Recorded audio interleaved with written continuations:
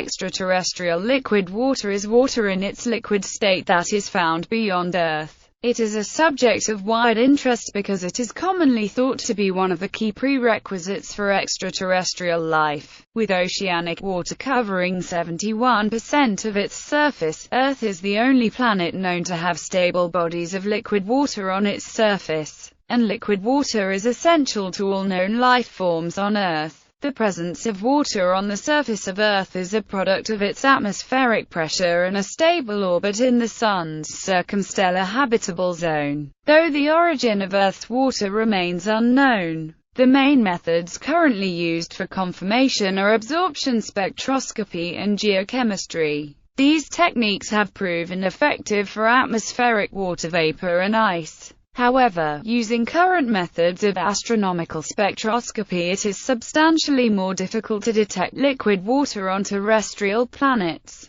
especially in the case of subsurface water. Due to this, astronomers, astrobiologists and planetary scientists use habitable zone, gravitational and tidal theory models of planetary differentiation and radiometry to determine potential for liquid water. Water observed in volcanic activity can provide more compelling indirect evidence, as can fluvial features and the presence of antifreeze agents, such as salts or ammonia. Using such methods, many scientists infer that liquid water once covered large areas of Venus and Mars. Water is thought to exist as liquid beneath the surface of planetary bodies, similar to groundwater on Earth. Water vapor is sometimes considered conclusive evidence for the presence of liquid water, although atmospheric water vapor may be found to exist in many places where liquid water does not. Similar indirect evidence, however, supports the existence of liquids below the surface of several moons and dwarf planets elsewhere in the solar system. Some are speculated to be large extraterrestrial oceans. Liquid water is thought to be common in other planetary systems, despite the lack of conclusive evidence, and there is a growing list of extrasolar candidates for liquid water. Liquid water in the solar system. As of December 2015, the confirmed liquid water in the solar system outside Earth is 25 to 50 times the volume of Earth's water. Mars water on Mars exists today almost exclusively as ice, with a small amount present in the atmosphere as vapor. Some liquid water may occur transiently on the Martian surface today, but only under certain conditions. No large standing bodies of liquid water exist because the atmospheric pressure at the surface averages just 600 pascals, about 0.6% of Earth's mean sea level pressure, and because the global average temperature is far too low, leading to either rapid evaporation or freezing. On 28 September 2015, NASA announced that they found evidence that the recurring slope linea are caused by flows of brine, hydrated salts. Europa scientists' consensus is that a layer of liquid water exists beneath Europa's surface, and that heat from tidal flexing allows the subsurface ocean to remain liquid. It is estimated that the outer crust of solid ice is approximately 10 to 30 kilometers thick, including a ductile, warm ice layer, which could mean that the liquid ocean underneath may be about 100 kilometers deep. This leads to a volume of Europa's oceans of 3 times 1018 cubic meters, slightly more than 2 times the volume of Earth's oceans.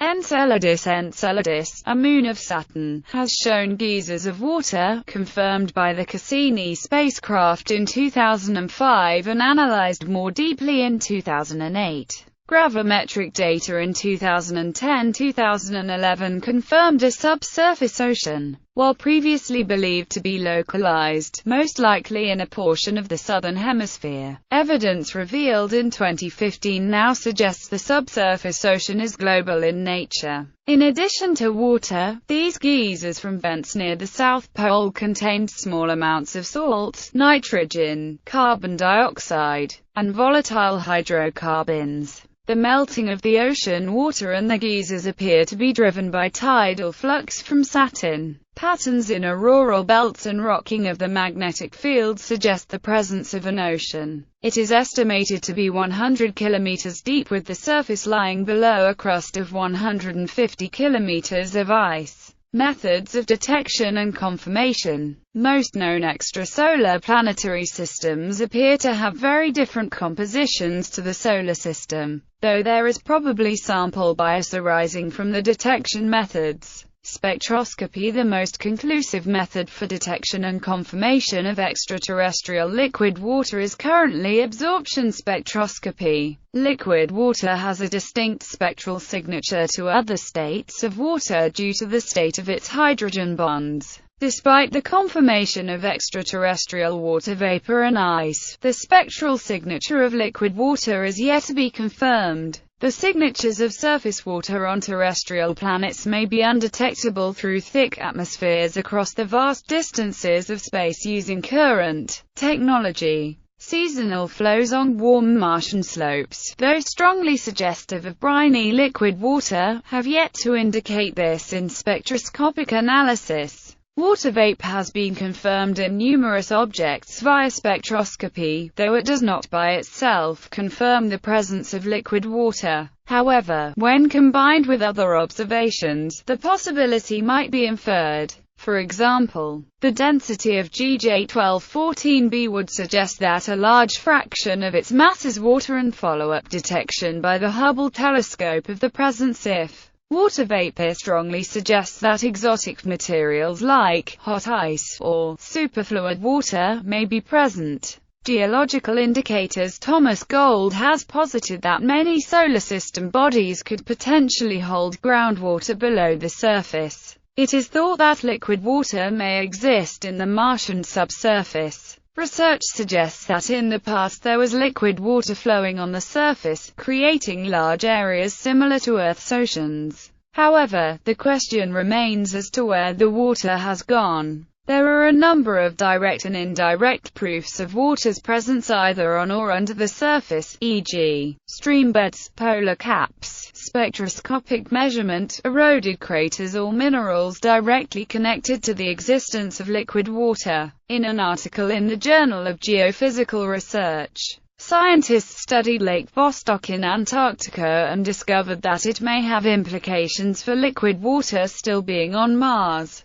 Through their research, scientists came to the conclusion that if Lake Vostok existed before the perennial glaciation began, that it is likely that the lake did not freeze all the way to the bottom. Due to this hypothesis, scientists say that if water had existed before the polar ice caps on Mars, it is likely that there is still liquid water below the ice caps that may even contain evidence of life. Volcanic observation geysers have been found on Enceladus, a moon of Saturn, and Europa, moon of Jupiter. These contain water vapor and could be indicators of liquid water deeper down. It could also be just ice. In June 2009, evidence was put forward for salty subterranean oceans on Enceladus. On April 3, 2014, NASA reported that evidence for a large underground ocean of liquid water on Enceladus, moon of planet Saturn, had been found by the Cassini spacecraft. According to the scientists, evidence of an underground ocean suggests that Enceladus is one of the most likely places in the Solar System to host microbial life. Gravitational evidence. Scientists' consensus is that a layer of liquid water exists beneath Europa's surface, and that heat energy from tidal flexing allows the subsurface ocean to remain liquid. The first hints of a subsurface ocean came from theoretical considerations of tidal heating. Scientists used gravitational measurements from the Cassini spacecraft to confirm a water ocean under the crust of Enceladus. Such tidal models have been used as theories for water layers in other solar system moons. Density calculation. Planetary scientists can use calculations of density to determine the composition of planets and their potential to possess liquid water, though the method is not highly accurate as the combination of many compounds and states can produce similar densities. Scientists used low-frequency radio signal from the Cassini probe to detect the existence of a layer of liquid water and ammonia beneath the surface of Saturn's moon Titan that are consistent with calculations of the moon's density. Initial analysis of 55 Cancri's low density indicated that it consisted 30% supercritical fluid, which Diana Valencia of the Massachusetts Institute of Technology proposed could be in the form of salty supercritical water, though follow-up analysis of its transit failed to detect traces of either water or hydrogen. GJ-1214b was the second exoplanet to have an established mass and radius less than those of the giant solar system planets. It is 3 times the size of Earth and about 6.5 times as massive. Its low density indicated that it is likely a mix of rock and water, and follow-up observations using the Hubble telescope now seem to confirm that a large fraction of its mass is water, so it is a large water world. The high temperatures and pressures would form exotic materials like hot ice or superfluid water. Models of radioactive decay. Models of heat retention and heating via radioactive decay in smaller icy solar system bodies suggest that Rhea, Titania, Oberon, Triton, Pluto, Eris, Sedna, and Orcus may have oceans underneath solid icy crusts approximately 100 kilometers thick. Of particular interest in these cases is the fact that the models indicate that the liquid layers are in direct contact with the rocky core, which allows efficient mixing of minerals and salts into the water. This is in contrast with the oceans that may be inside larger icy satellites like Ganymede, Callisto, or Titan, where layers of high-pressure phases of ice are thought to underlie the liquid water layer. Models of radioactive decay suggest that MOA2007 Bl.G192 a small planet orbiting a small star could be as warm as the Earth and completely covered by a very deep ocean. Internal differentiation models. Models of solar system objects indicate the presence of liquid water in their internal differentiation. Some models of the dwarf planet series, largest object in the asteroid belt, indicate the possibility of a wet interior layer. Water vapor detected to be emitted by the dwarf planet may be an indicator. Thought sublimation of surface ice. A global layer of liquid water thick enough to decouple the crust from the mantle is thought to be present on Titan, Europa and, with less certainty, Callisto, Ganymede and Triton. Other icy moons may also have internal oceans, or have once had internal oceans that have now frozen. Habitable zone. 8 planets orbit in the circumstellar habitable zone is a popular method used to predict its potential for surface water at its surface. Habitable zone theory has put forward several extrasolar candidates for liquid water, though they are highly speculative, as a planet's orbit around a star alone does not guarantee that a planet it has liquid water. In addition to its orbit, a planetary mass object must have the potential for sufficient atmospheric pressure to support liquid water and a sufficient supply of hydrogen and oxygen at or near its surface. The Gliese 581 system contains multiple planets that may be candidates for surface water, including Gliese 581c. Gliese 581d might be warm enough for oceans if a greenhouse effect was operating. Gliese 581e. Gliese 667c has 3 of them are in the habitable zone, including Gliese 667c. C is estimated to have surface temperatures similar to Earth and a strong chance of liquid water. Kepler-22b, one of the first 54 candidates found by the Kepler telescope and reported, is 2.4 times the size of the Earth, with an estimated temperature of 22 degrees Celsius. It is described as having the potential for surface water, though its composition is currently unknown. Among the 1,235 possible extrasolar planet candidates detected by NASA's planet-hunting Kepler Space Telescope during its first 4 months of operation, 54 are orbiting in the parent star's habitable Goldilocks zone where liquid water could exist. 5 of these are near Earth size. On 6 January 2015,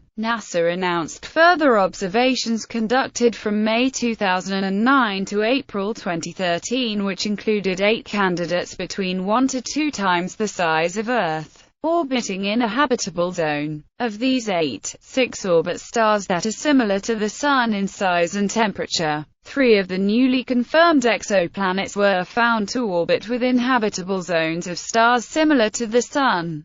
2 of the 3, Kepler 438b and Kepler 442b, are near Earth size and likely rocky. The third, Kepler 440b, is a super-Earth. History. Luna Maria are vast basaltic plains on the Moon that were thought to be bodies of water by early astronomers, who refer to them as seas. Galileo expressed some doubt about the lunar seas in his dialogue concerning the 2 chief world systems. Before space probes were landed, the idea of oceans on Venus was credible science, but the planet was discovered to be much too hot. Telescopic observations from the time of Galileo onward have shown that Mars has no features resembling watery oceans. Mars' dryness was long recognized, and gave credibility to the spurious Martian canals, evidence of past surface water. Assuming that the giant impact hypothesis is correct, there were never real seas or oceans on the Moon, only perhaps a little moisture in some places when the Moon had a thin atmosphere created by degassing of volcanoes or impacts of icy bodies.